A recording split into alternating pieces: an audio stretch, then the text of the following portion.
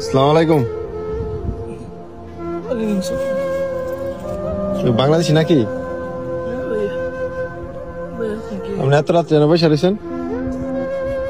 এই তো থাকার জায়গা নাই, জায়গা নাই। আজকে অনেকদিন হয়েছে বাইরে বাইরে ঘুরতেছি। আমি আজকে 3 মাস হয়েছে সৌদি আরবে আসছি।